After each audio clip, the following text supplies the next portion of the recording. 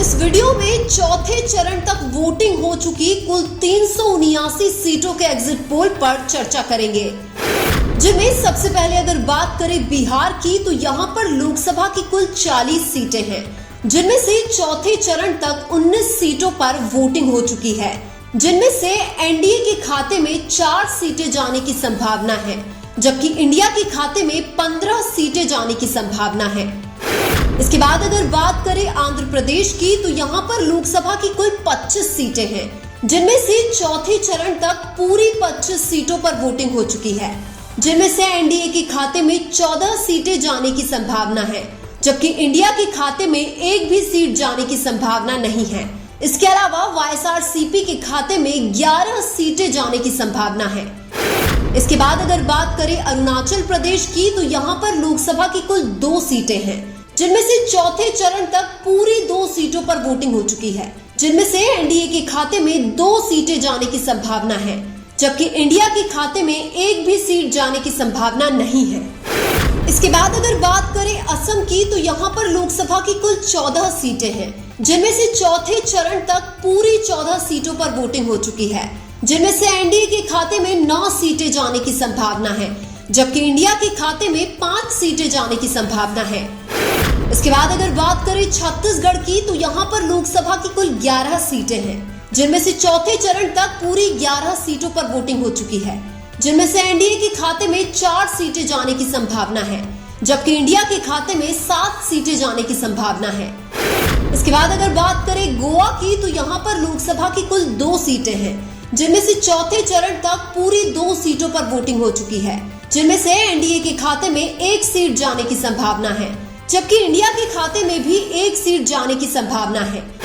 इसके बाद अगर बात करें गुजरात की तो यहाँ पर लोकसभा की कुल 26 सीटें हैं, जिनमें से चौथे चरण तक पूरी 26 सीटों पर वोटिंग हो चुकी है, जिनमें से एनडीए के खाते में 23 सीटें जाने की संभावना है, जबकि इंडिया के खाते में 3 सीटें जाने की संभावना है। इसके बाद अगर बात करें झारखंड की तो यहाँ पर लोकसभा की कुल 14 सीटें हैं, जिनमें से चौथे चरण तक 4 सीटों पर वोटिंग हो चुकी है, जिनमें से एनडीए के खाते में 1 सीट जाने की संभावना है, जबकि इंडिया के खाते में 3 सीटें जाने की संभावना है। इसके बाद अगर बात करें मणिपुर की तो यहाँ पर लोकसभा की कुल 2 सीटें हैं, जिनमें से चौथे चरण तक पूरी 2 सीटों पर वोटिंग हो चुकी है, जिनमें से एनडीए के खाते में एक भी सीट जाने की संभावना नहीं है, जबकि इंडिया के खाते में 2 सीटें जाने की संभावना है। इसके बाद अगर बात करें कर्नाटक की तो यहाँ पर लोकसभा की कुल 28 सीटें हैं, जिनमें से चौथे चरण तक पूरी 28 सीटों पर वोटिंग हो चुकी है, जिनमें से एनडीए के खाते में 9 सीटें जाने की संभावना है, जबकि इंडिया के खाते में 19 सीटें जाने की संभावना है। इसके बाद अगर बात करें मेघालय की तो यहाँ पर लोकसभा की कुल 2 सीटें हैं, जिनमें से चौथे चरण तक पूरी 2 सीटों पर वोटिंग हो चुकी है, जिनमें से एनडीए के खाते में एक भी सीट जाने की संभावना नहीं है, जबकि इंडिया के खाते में 2 सीटें जाने की संभावना है। इसके बाद अगर बात करें केरल की तो यहाँ पर लोकसभा की कुल 20 सीटें हैं, जिनमें से चौथे चरण तक पूरी 20 सीटों पर वोटिंग हो चुकी है, जिनमें से एनडीए के खाते में एक भी सीट जाने की संभावना नहीं है, जबकि इंडिया के खाते में 20 सीटें जाने की संभावना है।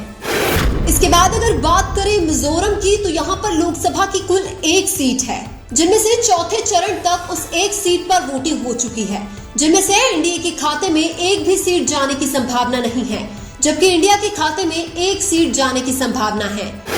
इसके बाद अगर बात करें मध्य प्रदेश की तो यहाँ पर लोकसभा की कुल 29 सीटें हैं, जिनमें से चौथे चरण तक पूरी 29 सीटों पर वोटिंग हो चुकी है, जिनमें से एनडीए के खाते में 18 सीटें जाने की संभावना है, जबकि इंडिया के खाते में 11 सीटें जाने की संभावना है। इसके बाद अगर बात करें नागालैंड की तो यहाँ पर लोकसभा की कुल 1 सीट है, जिनमें से चौथे चरण तक उस 1 सीट पर वोटिंग हो चुकी है, जिनमें से एनडीए के खाते में एक भी सीट जाने की संभावना नहीं है, जबकि इंडिया के खाते में 1 सीट जाने की संभावना है। इसके बाद अगर बात करें महाराष्ट्र की तो यहाँ पर लोकसभा की कुल 48 सीटें हैं, जिनमें से चौथे चरण तक 35 सीटों पर वोटिंग हो चुकी है, जिनमें से एनडीए के खाते में 11 सीटें जाने की संभावना है, जबकि इंडिया के खाते में 24 सीटें जाने की संभावना है। इसके बाद अगर बात करें अंडमान निकोबार द्वीप समूह की तो यहाँ पर लोकसभा की कुल 1 सीट है, जिनमें से चौथे चरण तक उस 1 सीट पर वोटिंग हो चुकी है, जिनमें से एनडीए के खाते में एक सीट जाने की संभावना है, जबकि इंडिया के खाते में एक भी सीट जाने की संभावना नहीं है। इसके बाद अगर बात करें उड़ीसा की, तो यहाँ पर लोकसभा की कुल 21 सीटें हैं, जिनमें से चौथे चरण तक 4 सीटों पर वोटिंग हो चुकी है, जिनमें से एनडीए के खाते में एक सीट जाने की संभावना है, जबकि इंडिया के खाते में एक भी सीट जाने की संभावना नहीं है। इसके अलावा बीजेडी के खाते में 3 सीटें जाने की संभावना है। इसके बाद अगर बात करें सिक्किम की, तो यहाँ पर लोकसभा की कुल 1 सीट है, जिनमें से चौथे चरण तक उस 1 सीट पर वोटिंग हो चुकी है, जिनमें से एनडीए के खाते में 1 सीट जाने की संभावना है, जबकि इंडिया के खाते में एक भी सीट जाने की संभावना नहीं है। इसके बाद अगर बात करें तमिलनाडु की, तो यहाँ पर लोकसभा की कुल 39 सीटें हैं, जिनमें से चौथे चरण तक पूरी 39 सीटों पर वोटिंग हो चुकी है, जिनमें से एनडीए के खाते में एक भी सीट जाने की संभावना नहीं है, जबकि इंडिया के खाते में 39 सीटें जाने की संभावना है। इसके बाद अगर बात करें लक्षद्वीप की, तो यहाँ पर लोकसभा की कुल 1 सीट है, जिनमें से चौथे चरण तक उस 1 सीट पर वोटिंग हो चुकी है, जिनमें से एनडीए के खाते में एक भी सीट जाने की संभावना नहीं है, जबकि इंडिया के खाते में 1 सीट जाने की संभावना है।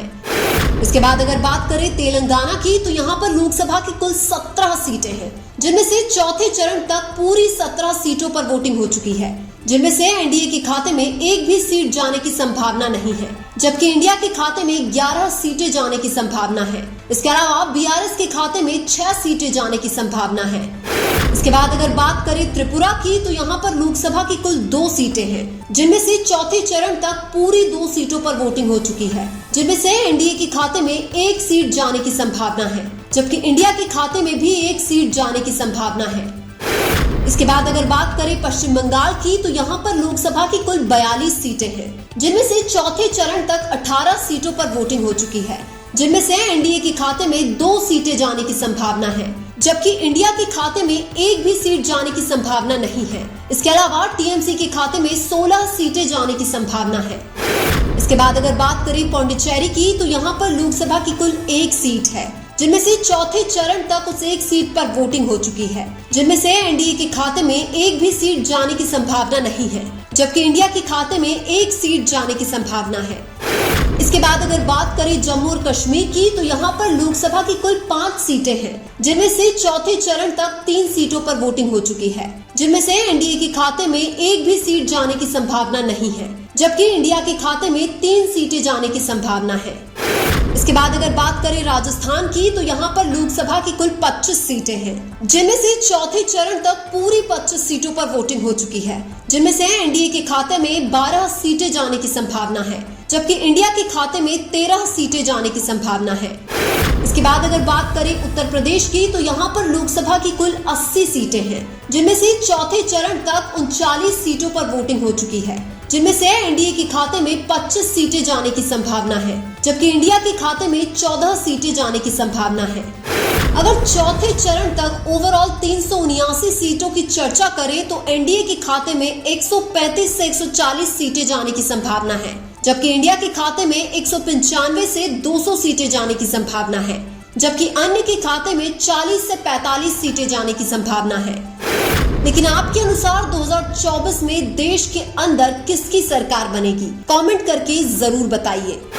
वीडियो अच्छा लगा तो लाइक कीजिए और हमारे चैनल मीणा की आवाज को सब्सक्राइब कीजिए। धन्यवाद।